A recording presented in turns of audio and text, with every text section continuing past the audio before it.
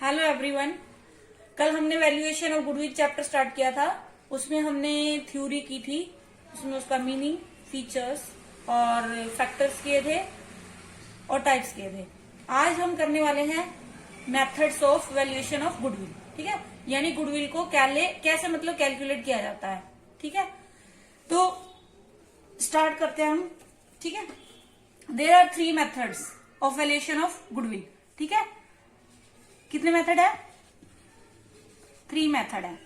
एक तो कौन सा है? Average profit method. ठीक है, सेकंड है सुपर प्रॉफिट मेथड। थर्ड है कैपिटलाइजेशन मेथड। Capitalisation method. ठीक है, इसके अंदर भी 2 हैं। एक है, फर्स्ट है सिंपल एवरेज प्रॉफिट मेथड। ठीक है, सेकंड है हमारा वेटेड एवरेज प्रॉफिट मेथड। ठीक है, सेकंड सुपर प्रॉफिट मेथड। इसके भी 2 हैं, कैपिटलाइजेशन ऑफ एवरेज प्रॉफिट और कैपिटलाइजेशन ऑफ सुपर प्रॉफिट। ठीक है, आज हम ये करेंगे एवरेज प्रॉफिट मेथड। ठीक है, फर्स्ट है, अब स्टार्ट कर रहे हैं हम। फर्स्ट है हमारा एवरेज प्रॉफिट मेथड। ठीक है, एवरेज प्रॉफिट मेथड। ठीक है, इसमें क्या है हमारा? गुडविल निकालने का पहले फॉर्मूला देखो। गुडविल क्या होगा? Average profit multiply number of year purchases. ठीक है, ये इसका फॉर्मूला है गुडविल निकालने का एवरेज प्रॉफिट मेथड में। और ये किसमें है? सिंपल में। ठीक है, पहले का भी फर्स्ट यानी कि सिंपल में, सिंपल एवरेज प्रॉफिट मेथड। ठीक है, अब देखो, अब हमें इसमें 2 चीजें सीखनी है। एवरेज प्रॉफिट मतलब ये है फॉर्मूले में और ये है। ठीक है, ये चीजें हमें पता होनी चाहिए। ठीक है, इसमें तो कोई दिक्कत नहीं है। ये तो आपको क्या रहेगा? क्वेश्चन में गिवन रहेगा। क्या रहेगा? क्वेश्चन में गिवन रहेगा। मीनिंग मैं भी बताती हूँ। ठीक है, और मेन जो हमें निकालना है ना, ये। ठीक है, जैसे ये फॉर्मूला लिख दिया ना, उतना इजी है नहीं ये, मतलब थोड़ा सा आपको कैलकुलेशन भी करनी पड़ेगी। अब देखो, वैसे एवरेज प्रॉफिट हम कैसे निकालते हैं? पहले मैं आपको एवरेज प्रॉफिट बता रही हूँ कैसे निकालते हैं। Average profit is equal to total profit of all years divide by number of years. ठीक है, ऐसे निकालते हैं ना हम। टोटल हमारी आइटम होती हैं और उसके बाद उसको डिवाइड कर देते हैं नंबर ऑफ, जो भी टोटल आइटम होती है, जितनी नंबर ऑफ आइटम्स होती है। ठीक है, वो है, ऐसे लिख दिया। ठीक है, इतना आसान नहीं है इसको निकालने के लिए। अभी हमें और पापड़ बेलने पड़ेंगे थोड़े से। ठीक है, ये तो सिर्फ इसका फॉर्मूला है। ठीक है, अब वैसे एग्जांपल देखो, सिंपल सा। मान लो इतने ईयर है, पहले मुझे प्रॉफिट हुआ 10,000, फिर हुआ 20,000, फिर हुआ 10,000, फिर हुआ 30,000। तो इसको हमने प्लस किया। मैंने लिखा है ना total number, total profit of the years. तो 10, 20, 30, 30, 40, 40 और 30, 70। ठीक है, 70,000 को कितने हैं? 1, 2, 3, 4 डिवाइड कर दोगे। ठीक है, निकल गया हमारा एवरेज। बट नहीं, अकाउंट्स में इतना इजी नहीं है। ठीक है, हमने क्या है, एडजस्टमेंट कर दिया अभी थोड़ी सी। ठीक है, उसमें देखो कैसे है। अब मैं आपको एक एग्जांपल देती हूँ।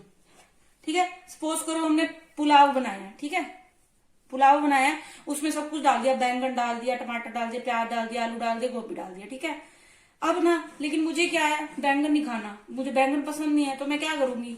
बैंगन को निकाल के अलग कर दूंगी। ठीक है, मुझे ना सिंपल मतलब राइस चाहिए। पुलाव बना दिया घर में, लेकिन मैंने पुलाव नहीं खाना, मैंने सिंपल राइस खाना है। तो मैं क्या करूंगी? सब कुछ निकाल के अलग कर दूंगी, तभी खा पाऊंगी। ठीक है, ऐसे ही आपने क्या करना है, एवरेज प्रॉफिट में भी जो एक्स्ट्रा चीजें है ना, उसको बाहर निकालना है। और हमें क्या चाहिए? सिंपल प्रॉफिट चाहिए, ऐसे कह दो, नॉर्मल प्रॉफिट चाहिए हमें। ठीक है, वही चीज हमने यहाँ पे वो करनी है, फॉलो करनी है। ठीक है, अब वो चीजें क्या हैं वो बताती हूँ। और उसके अलावा ये नंबर ऑफ ईयर परचेज देखो। अब देखो नंबर ऑफ ईयर्स परचेजेस। ठीक है, तो इसका मतलब देखो, इसका मतलब पहले एक एग्जांपल देखो। देखो ये है ए, ये है बी। ठीक है, बी ने क्या किया, या ऐसे कर लो, ए ने क्या किया, इसके बिजनेस को क्या कर लिया, परचेज कर लिया। ठीक है, ए ने बी के बिजनेस को क्या कर लिया, परचेज कर लिया। अब बी कहता है कि ना चाहे तुम ना कुछ एफर्ट मत डालना, कोई भी मेहनत मत करना, मतलब तब भी तुम क्या है हर साल जितना मैं प्रॉफिट अर्न करना हो ना उतना आप करते रहोगे। ठीक है, ठीक है, मतलब कि बी ने क्या कहा, ए ने बेचा, ए ने लिया है बी से, तो बी इसको बोल रहा है कि तुम कुछ भी नहीं करोगे ना तब भी तुम्हें ना जितना मैं आज अर्न करना हो ना उतना तुम्हें अर्निंग होती रहेगी। ठीक है, तो वही क्या होता है, नंबर ऑफ ईयर्स परचेजेस। ठीक है, और वो कितने साल तक रहेगी वो चीज है ये। ठीक है, अब देखो इससे देखो, यानी आप ऐसे कह सकते हो जो पुराने हमने एफर्ट किया है ना उसका फल है, क्या है ये, पुराने जो हम एफर्ट बी ने किया ना उसका फल अब किसको मिलेगा, ए को मिलेगा, और वो कितने साल तक मिलेगा, वही नंबर ऑफ ईयर परचेजेस है। ठीक है, इसका मीनिंग क्या हो जाएगा, आफ्टर चेंजिंग द ओनरशिप। हाँ, ये चीज ध्यान रखना, ओनरशिप क्या होगी, चेंज हो रही है। अब देखो मैंने बताया ना, ए बी से ए की बात जा रही है, पहले बी का था, अब ए ने परचेज कर लिया तो ए की ओनरशिप हो जाएगी ना उस पर। ठीक है, after changing the ownership how many years same profit will be earn. ठीक है, मतलब कितने साल तक सेम प्रॉफिट रहेगा, वही क्या है, नंबर ऑफ ईयर्स परचेजेस है। ठीक है, इसका आपने कुछ नहीं निकालना, ये आपको क्या रहेगा, क्वेश्चन में गिवन रहेगा, यानी दिया हुआ होगा, बस बस आपको मीनिंग पता होना चाहिए बस। ठीक है, और एवरेज प्रॉफिट हमने निकालना सीख लिया। ठीक है, अब थोड़ी सी एडजस्टमेंट है वो देखते हैं। अब देखो, अब मैंने आपको बताया था ना हमने बैंगन अलग करने पुलाव में से, गोभी अलग करनी है, वही अभी है। ठीक है, ये बैंगन और गोभी है, वो समझो देखो कैसे है। क्वेश्चन के अंदर ना आपको प्रॉफिट दिया होगा, ठीक है, प्रॉफिट्स फॉर द ईयर दिया होगा। ठीक है, उसके बाद हमने क्या करना है, जो एबनॉर्मल लॉसेज है उसको क्या कर देना है, प्लस कर देना है। एबनॉर्मल लॉसेज, एबनॉर्मल यानी कि जो नॉर्मल नहीं है। ठीक है, कभी कभार होते हैं, आप ऐसे कह लो, उसमें क्या आता है, loss on sale of asset, यानी कोई एसेट सेल की उस पर लॉस हो गया, आपको पता होंगे क्योंकि आप +1 में कर चुके हो ये सारी चीजें। ठीक है, लॉस बाय थेफ्ट, फायर, आपको पता है ये सेल एसेट कोई रोज रोज थोड़ी सेल की जाती है, ना ही चोरी रोज रोज होती है, ना ही फायर, मतलब ये नॉर्मल एक्टिविटीज से नहीं है, आप ये कह सकते हो। ठीक है, नॉर्मल नहीं है जो, वो क्या है, अब normal. Loss on sale of asset, loss by theft और fire, interest paid, dividend paid, यानी ये हमारी क्या है, नॉर्मल रूटीन की एक्टिविटीज नहीं है, आप ये कह लो। उनको हमने वापस क्या कर देना है, ऐड कर देना है। ठीक है, ऐड क्यों करना है, क्योंकि हमने इनको पहले लेस किया होगा प्रॉफिट एंड लॉस अकाउंट में। ठीक है, वो मैं आपको बताती हूँ एक बार। ठीक है, उसके बाद देखो over valuation of opening stock, over valuation of opening stock, इसको भी क्या करना, ऐड, और under valuation of closing stock, इसको भी करना ऐड, और capital expenditure treated as revenue expenditure, यानी कोई कैपिटल एक्सपेंडिचर था लेकिन हमने उसको क्या कर दिया, रिवेन्यू एक्सपेंसेस ट्रीट कर दिया, यानी उसको प्रॉफिट एंड लॉस में शो कर दिया, जबकि capital expenditure profit and loss account में नहीं आता, कहां जाता है, वो बैलेंस शीट में जाता है। ठीक है, अब सारी मैं आपको बताती हूँ। देखो मान लो ये हमारा क्या है, प्रॉफिट एंड लॉस अकाउंट है। ठीक है, trading and profit and loss account, ठीक है, वो है ये। ठीक है, अब ये हमारा प्रॉफिट है, सपोज करो 50,000। ठीक है, तो इसमें आपने क्या किया होगा, ये सारे लॉस जो होते हैं ना वो यहां दिखाए होंगे। ठीक है, चाहे प्रॉफिट एंड लॉस ले लो, ट्रेडिंग छोड़ दो, होगा तो यूज कर लेंगे वरना नहीं। यहाँ पे आपने लिखा होगा loss on sale of asset, जो भी रहेगा वो लेस किया होगा। ठीक है, लॉस बाय थेफ्ट भी है, क्योंकि लॉस कहाँ आते हैं, प्रॉफिट एंड लॉस की डेबिट साइड में ही आते हैं ना, लॉस बाय थेफ्ट, फायर, ये हमने सारा क्या किया है, लेस किया होगा हमने। अब हमने क्या निकालना है, एक्चुअल प्रॉफिट निकालना है, तो इन सबको हम वापस क्या कर देंगे, ऐड कर देंगे, इसीलिए ये आइटम वापस ऐड हो रही है।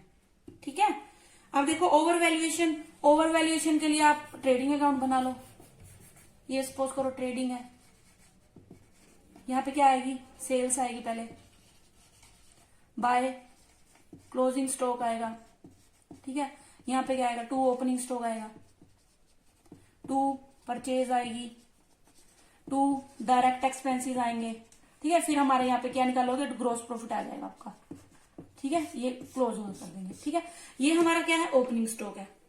ठीक है, अब क्या किया, ये मान लो मैंने लिख दिया, कुछ भी लिख लेना आइटम, 10,000 लिख लो, और ये कितना लिख लिया मैंने, 5,000 लिख लिया, यानी कितना हो गया, 15,000 हो गया। ठीक है, ओपनिंग स्टॉक मेरा मान लो 3,000 था। ठीक है, और परचेज आपकी मान लो 5,000 थी, डायरेक्ट एक्सपेंसेस आपके 4,000 थे, तो 9 और 3 12, यानी प्रॉफिट हमारा कितना आ गया, 3,000 आ गया ना। ठीक है। अब देखो मैंने लिखा है ओवर वैल्यूएशन, ठीक है, ओवर वैल्यूएशन। अगर मैं यहाँ पे स्टॉक 3 की जगह 5 कर दूं, मैंने कर दिया 5, ठीक है, 5 5 10 4 14, 15 में से अब मैं 14,000 घटाऊंगी, लेस करूंगी तो मेरे पास कितना प्रॉफिट बचा? 1,000 बचा ना। पहले प्रॉफिट कितना आ रहा था? 3,000। अब प्रॉफिट कितना आ रहा है? 1,000। प्रॉफिट क्या हुआ है? कम हुआ है। यानी प्रॉफिट हमारा क्या हो रहा है? कम हो रहा है ना, तो हम उसको क्या करेंगे? ऐड कर देंगे यहाँ पे, ठीक है। यानी जो प्रॉफिट वो कम क्यों आया प्रॉफिट? हमने इसको ओवर वैल्यू कर दिया इसीलिए, ठीक है। तो अब हम इसको क्या करेंगे? कम इसी को मतलब जो ओवर वैल्यूएशन किया उसको वापस ऐड कर देंगे 2,000 से। पहले हमारा 3,000 था लेकिन 2,000 ज्यादा लगा तो उस 2,000 को हम यहाँ पे ऐड करेंगे, ठीक है। ऐसे ही अंडर वैल्यूएशन हो जाएगा क्लोजिंग स्टॉक का, ऐसे ही कर सकते हो आप, ठीक है। उसके बाद कैपिटल एक्सपेंडिचर, कैपिटल एक्सपेंडिचर हम यहाँ दिखाते ही नहीं, वो वहां बैलेंस शीट में जाते हैं वो तो, ठीक है। तो इसको भी वापस क्या कर देंगे? अगर हमने यहाँ पे रिवेन्यू एक्सपेंडिचर दिखाए हैं तो हमारा प्रॉफिट क्या हुआ होगा? कम हो गया होगा ना। यहाँ पे दिखाया तो कम हुआ होगा, तो इसलिए हम इसको वापस क्या कर रहे हैं? ऐड कर रहे हैं, क्योंकि यहाँ पे जो चीज दिखाई जाती है वो प्रॉफिट को कम करती है, ध्यान रखना, ठीक है। और जो यहाँ चीज दिखाई जा रही है वो प्रॉफिट को बढ़ा रही है हमारे। तो एक्सपेंसेस हमेशा डेबिट में आते हैं, तो हमारा प्रॉफिट कम हुआ है इससे, तो हम उसको वापस क्या कर देंगे? ऐड कर देंगे। अब देखो वो तो था हमने मतलब ऐड वाली आइटम थी, अब क्या माइनस वाली आइटम भी होगी ना, ठीक है। वो जो सारी की थी उसका रिवर्स हो जाएगा एक तरह से। वहां पे हमने एबनॉर्मल लॉसेस क्या किए थे? ऐड किए थे। अब एबनॉर्मल प्रॉफिट्स को क्या करेंगे? हम लेस करेंगे, ठीक है, क्योंकि वो पहले ऐड हुई होंगी।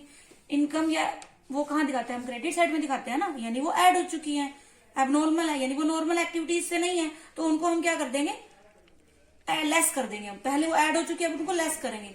वहां पे ऐड क्या किया था? Loss on sale of asset. अब क्या कर देंगे? Gain on sale of asset को माइनस कर देंगे। डिविडेंड रिसीव्ड, इंटरेस्ट रिसीव्ड, वहां पेड वाले थे, ठीक है, तो वो सारे हम क्या कर देंगे? माइनस कर देंगे। वहां पे था ओवर वैल्यूएशन, अंडर वैल्यूएशन, अब ओपनिंग स्टॉक का, और over valuation of closing stock, ठीक है। Revenue expenditure treated as capital expenditure. पहले क्या था? कैपिटल एक्सपेंडिचर को हमने क्या कर लिया था? रिवेन्यू कैपिटल एक्सपेंडिचर ट्रीट किया था। अब revenue expenditure treated as capital expenditure.